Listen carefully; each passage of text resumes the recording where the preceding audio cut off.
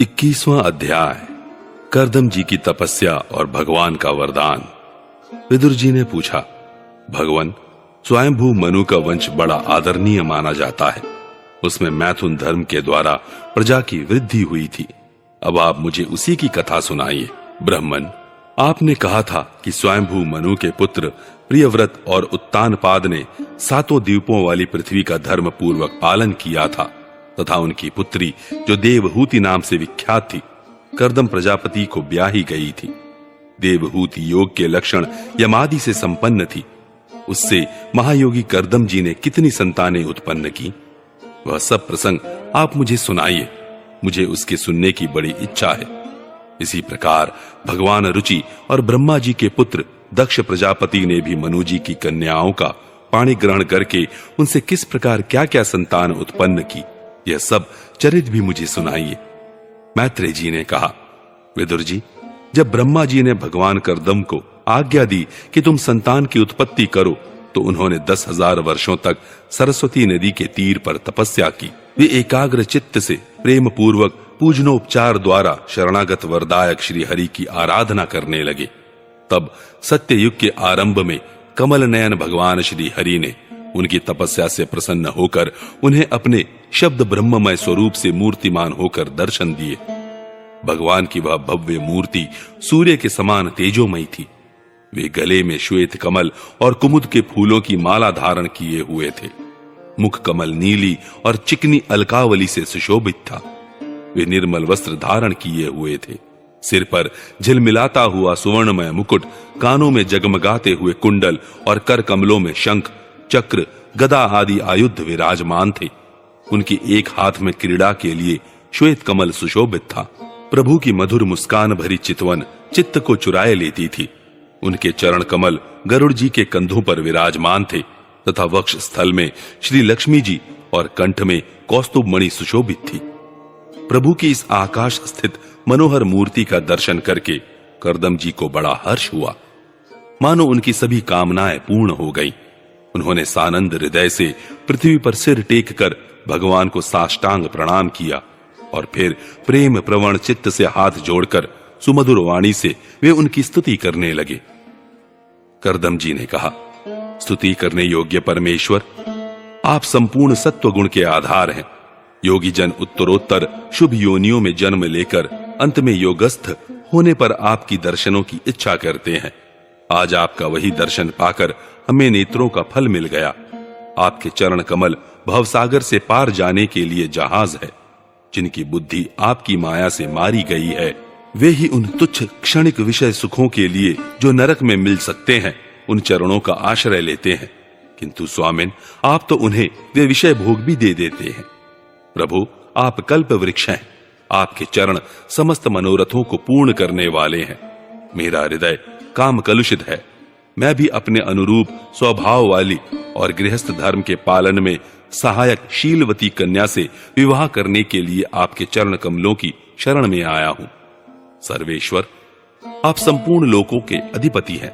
नाना प्रकार की कामनाओं में फंसा हुआ यह लोक आपकी वेदवाणी रूप डोरी में बंधा है। धर्म मूर्ते, उसी का अनुगमन करता हुआ मैं भी काल रूप आपको आज्ञा पालन रूप पूजोपहार आदि समर्पित करता हूं।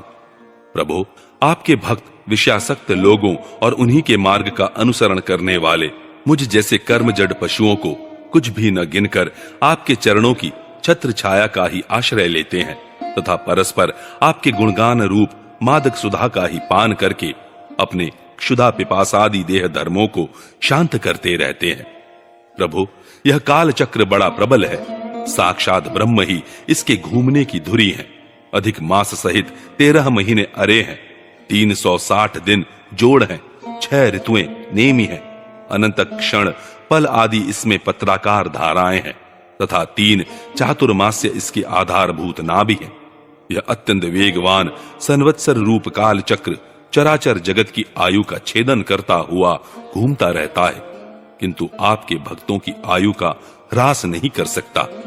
भगवान, जिस प्रकार मकड़ी स्वयं ही जाले को फैलाती, उसकी रक्षा करती और अंत में उसे निगल जाती है, उसी प्रकार आप अकेले ही जगत की रचना करने के लिए अपने से अभिन्न अपनी योग माया को स्वीकार कर उससे अभिव्यक्त हुई अपनी सत्वादि शक्तियों द्वारा स्वयं ही इस जगत की रचना, पालन और संहार करते हैं।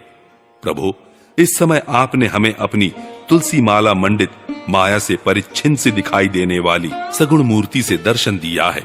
आप हम भक्तों को जो शब्दादि विषय सुख प्रदान करते हैं, वे मायिक होने के कारण यद्यपि आपको पसंद नहीं है, तथापि परिणाम में हमारा शुभ करने के लिए वे हमें प्राप्त हों।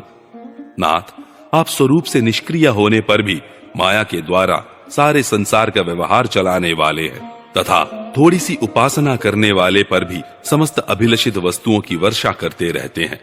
आपके चरण कमल वंदनीय हैं, मैं आपको बार बार नमस्कार करता हूं। मैत्री जी कहते हैं, भगवान की भौहें प्रणय मुस्कान भरी चितवन से चंचल हो रही थीं। वे गरुड़ जी के कंधे पर विराजमान थे।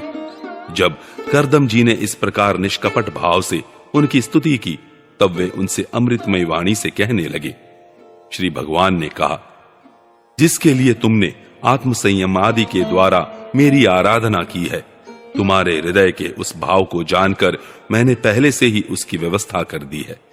प्रजापते, मेरी आराधना तो कभी भी निष्फल नहीं होती, फिर जिनका चित्त निरंतर एकांत रूप से मुझ में ही लगा रहता है, उन तुम जैसे महात्माओं के द्वारा की हुई उपासना का तो और भी अधिक फल होता है।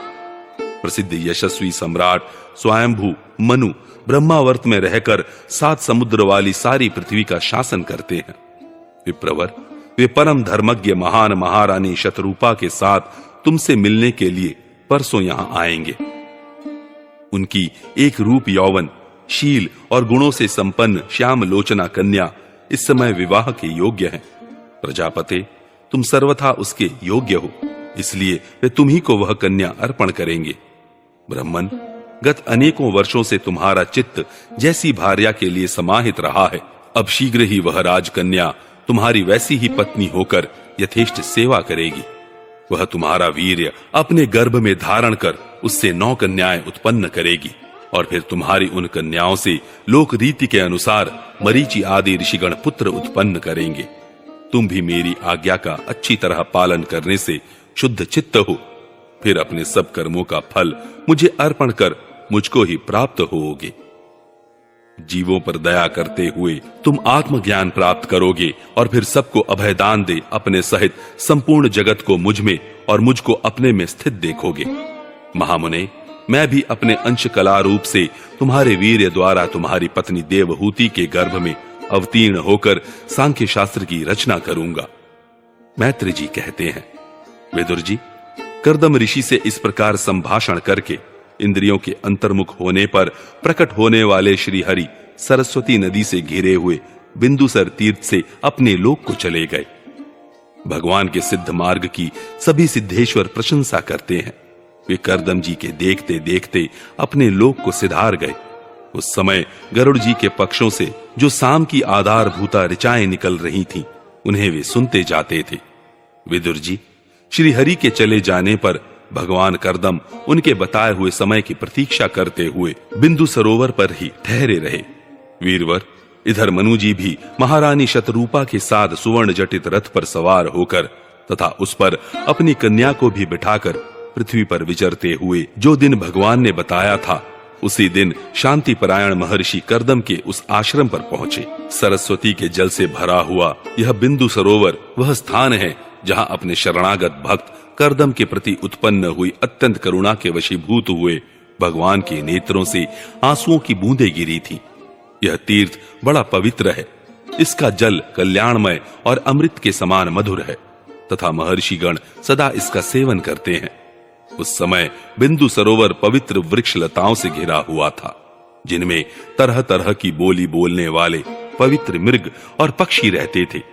वह स्थान सभी ऋतुओं के फल और फूलों से संपन्न था और सुंदर वर्ण श्रेणी भी उसकी शोभा बढ़ाती थी। वहां झुंड के झुंड मतवाले पक्षी चहक रहे थे, मतवाले भंवरे मंडरा रहे थे। उन्मत्त मयूर अपने पिच्छ फैला फैलाकर नट की भांति नृत्य कर रहे थे और मतवाले कोकिल कूहू कूहू करके मानो एक दूसरे को बुला रहे थे। वह आश्रम कदम्ब, चंपक, अशोक, करंज, बकुल, असन, कुंद, मंदार, कुटज और नए नए आम के वृक्षों से अलंकृत था। वहां जलकाग, बत्तख आदि जल पर तैरने वाले पक्षी, हंस, कुरर, जलमुर्ग, सारस, चकवा और चकोर मधुर स्वर से कलरव कर रहे थे।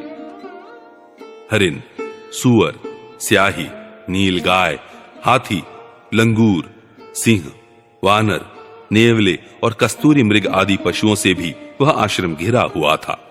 आदिराज महाराज मनु ने उस उत्तम तीर्थ में कन्या के सहित पहुंचकर देखा कि मुनिवर कर्दम अग्निहोत्र से निवृत्त होकर बैठे हुए हैं। बहुत दिनों तक उग्र तपस्या करने के कारण वे शरीर से बड़े तेजस्वी दिख पड़ते थे तथा भगवान के स्नेहपूर्ण चितवन के दर्शन और उनके उच्चारण किए हुए कर्णामृत रूप सुमधुर वचनों को सुनने से इतने दिनों तक तपस्या करने पर भी वे विशेष दुर्बल नहीं जान पड़ते थे। उनका शरीर लंबा था, नेत्र कमल दल के समान विशाल और मनोहर थे, सिर पर जटाएं सुशोभित थीं और कमर में चीर वस्त्र थे। वे निकट से देखने पर बिना सान पर चढ़ी हुई महामूल्य मणि के समान मलिन जान पड़ते थे। महाराज स्वयंभू मनु को अपनी कुटी में आकर प्रणाम करते देख उन्होंने उन्हें आशीर्वाद से प्रसन्न किया और यथोचित आतिथ्य की रीति से उनका स्वागत सत्कार किया। जब मनु जी उनकी पूजा ग्रहण कर स्वस्थ चित्त से आसन पर बैठ गए, तब मुनिवर कर्दम ने भगवान की आज्ञा का स्मरण कर उन्हें मधुर वाणी से प्रसन्न करते हुए इस प्रकार कहा, देव, आप भगवान विष्णु की पालन शक्ति रूप हैं, इसलिए आपका घूमना फिरना निस्संदेह सज्जनों की रक्षा और दुष्टों के संहार के लिए ही होता है। आप साक्षात विशुद्ध विष्णु स्वरूप हैं तथा भिन्न भिन्न कार्यों के लिए सूर्य, चंद्र, अग्नि, इंद्र, वायु, यम, धर्म और वरुण आदि रूप धारण करते हैं। आपको नमस्कार है। आप मणियों से जड़े हुए जयदायक रथ पर सवार हो अपने प्रचंड धनुष की टंकार करते हुए उस रथ की घरघराहट से ही पापियों को भयभीत कर देते हैं और अपनी सेना के चरणों से रौंदे हुए भूमंडल को कपाते अपनी उस विशाल सेना को साथ लेकर पृथ्वी पर सूर्य के समान विचरते हैं। यदि आप ऐसा न करें तो चोर डाकू भगवान की बनाई हुई वर्णाश्रम धर्म की मर्यादा को तत्काल नष्ट कर दें तथा विषय लोलुप निरंकुश मानवों द्वारा सर्वत्र अधर्म फैल जाए। यदि आप संसार की ओर से निश्चिंत हो जाएं, तो यह लोक दुराचारियों के पंजे में पड़कर नष्ट हो जाए। तो भी वीरवर, मैं आपसे पूछता हूं कि इस समय यहां आपका आगमन किस प्रयोजन से हुआ है?